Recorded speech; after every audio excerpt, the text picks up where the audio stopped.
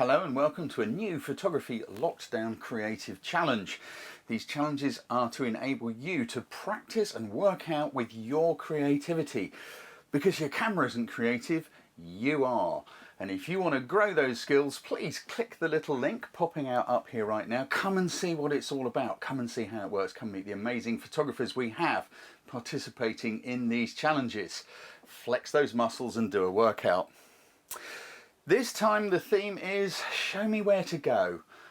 What does that mean? Well, you can interpret the theme any way you like. But what we're looking for is a clear subject within an image, because it's very often the case that people try to get too much in a shot. They think, oh look, we can get the car and the bird and the gull and the aeroplane. Oh look, and there's a dog running, and suddenly it's all too confusing. So what we're looking for is a very clearly pointed out subject within the image. Now this doesn't mean you can't have lots of things in the shot, it just means it's going to be very obvious to the viewer what the shot is about. This is going to take a bit of thinking, a little bit of working out how you can do it, and there are many ways in which you can do it, from using depth of field to focal length to light. Exposure can be one, by separating different areas. If you're confused by any of those thoughts and those terms, the first step is you've got to know how to control your camera. There's only 5 controls you need. Click the little thing up here to have a look at my Ultimate Beginners course. That will tell you all you need about light, composition and how to control your camera. That's why it's Ultimate. It's all in one place, it's all online, and it's got 5-star reviews everywhere. So let's have a look at some ideas for this week's challenge and explain what we're looking for. I've got a few already prepared for you. This is the obvious one, isn't it? Shooting a portrait and separating the subject from the surroundings. If the background was sharp, this guy would kind of be lost in it. It would be too confusing, but by having it just a little bit soft, by playing around with depth of field, we know that he is somewhere interesting. We know that there are rice paddies, mountains, terraces and a river behind him. He's the primary, the location is secondary. That's a very simple depth of field thing. Another, totally different subject. Again, we're just playing around with depth of field. We're looking at the coffee, not the sandwiches or the cruet set. Another very simple one. It's such a simple image. We're just looking at the handles of a couple of mugs in a cafe. But by playing around with depth of field and composition, don't forget, composition is a really important thing in telling your viewer what you want them to look at. So, it's pretty obvious. We framed one mug handle with another. But you can do this in a landscape as well. By playing around with focal length and depth of field, we're saying to our viewer, we want you to look at the old crate and the truck tyre rather than the buildings in the background.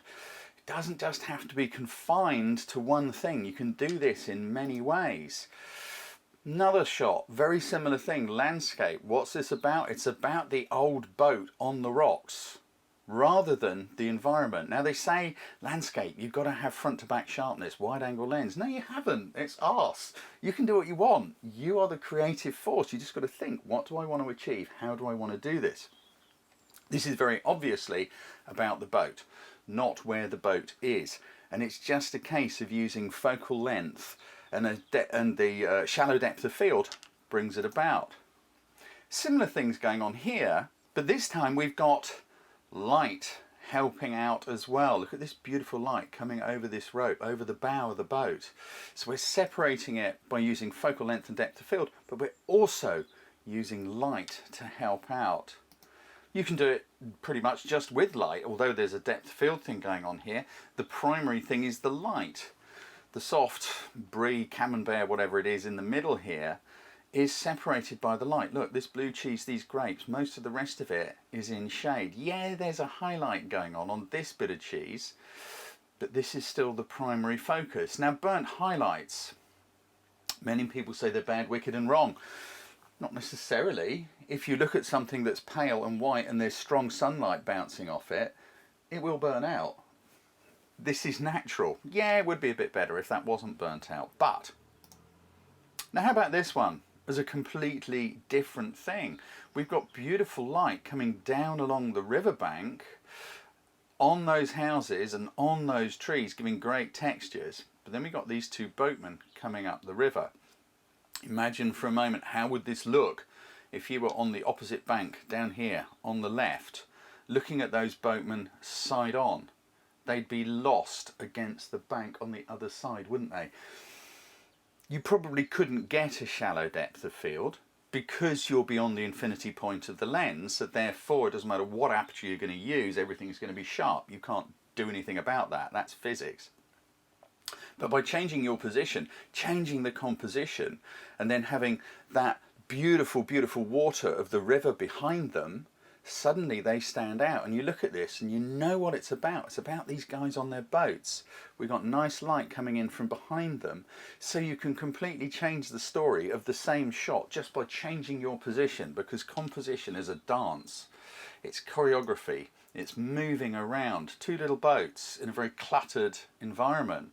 But by changing position, by aligning the shot, by changing focal length and just tilting the camera down a bit, boom, you've got something completely different with the same ingredients in the same place at the same time.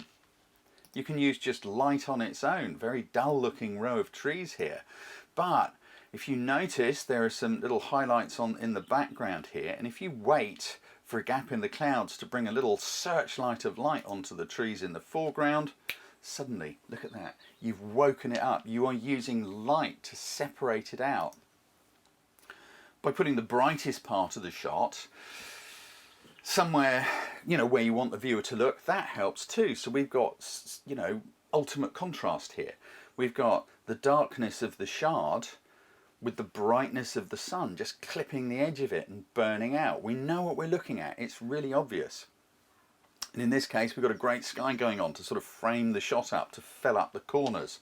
Put stuff in the corners if you can. I've just got one thing in the corner here. This is a really simple sort of, how are we telling our viewer where to look? But what makes it work, again, is the light. Look at the sky. There are very few gaps in these clouds, are there? There's a little bit of a one here. But somewhere, off out of the shot, the sun is coming through a gap in some clouds, and it's just striking the top here of the London Eye. How do we know? Look, bright bits and dark bits. In this little bottom area here, light and shade, highlight and shadow. That is what is waking this up. It's what it's putting these sparkles on the little pods. That's the sort of thing you want to be looking at. Again, light. It is light on this guy's face that's separating him from his surroundings. He was stood in the doorway of his little cafe guest house where we had just been in Morocco whilst researching for a new workshop. As he came out the door, I just saw the light change on his face and said, "Hey, ho, whoa, whoa, stop there, just take a step back. Go on, I want to take your picture." And because he was fooling around, he's laughing at me, and that's why we got that lovely little sparkle. But it's the light where he's just inside the doorway, and it's picking out the strength of his features and the high cheekbones and the smile and the sparkle in his eye. We've got a higher light level on his face than we have on the background, and that is what is separating him out. I know there's softness on the back, it's a depth of field thing, but it's the light which is really making us concentrate on him. Similar thing here. This girl lives in a cave high up on the side of a cliff in I think it's near the Todra Gorge in Morocco, again with her mum and her family. We were researching for the workshop again. Actually, that's where she lives. That is her mum and her sister. But anyway, back on topic, Browne. We're in the cave and we're having tea with them and talking to them and getting to know them and photographing them and how they live, and they're beautiful, lovely people. But what is working here is she's looking out of the cave mouth. The light is coming in through that cave mouth. It's not direct sunlight and it's lighting her up, but it's not hitting the background.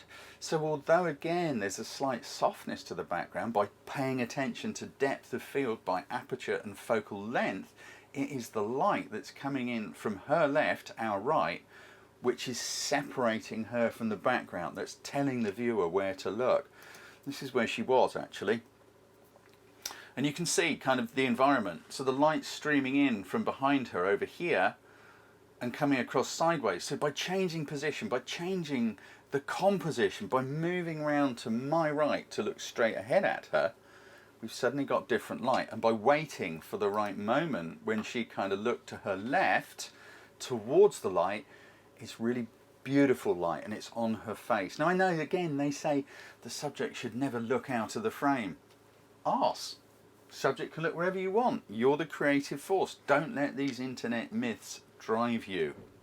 Another way you could do it is with movement, and this is quite a complex one. This isn't a panning shot, you know, where something goes past and you pan with it. This is a tracking shot. So Ian's on the bike and he's riding down the road like this, and I'm in a car slightly in front, photographing out the back window, and we're traveling at the same speed. Took a bit of doing to find the shutter speed that would keep him sharp and minimize camera shake, yet blur the background.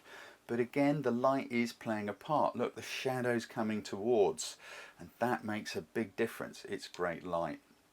So there's some ideas, guys, on ways in which you can separate your subject from the background. Depth of field is a big player in this, and if you're not sure about how it works, because it's like a block of sharpness that moves backwards and forwards, click the little link popping out up now. There's a video which will explain how that works. Very old video, very old version of me, but it's nonetheless completely true, how you can control that depth of field. So please upload your images into the relevant album within the group. All the info is appearing on screen right now, closing dates, etc. Don't forget to use the hashtag that's been on screen so that we know that it is an entry. And also, please don't upload archived images. If you want to gain strength, you've got to work out. It's like going to the gym. You've actually got to be on the running machine at a pace that's uncomfortable. So if you're uncomfortable with this challenge and it's making your head hurt, you're in the perfect place.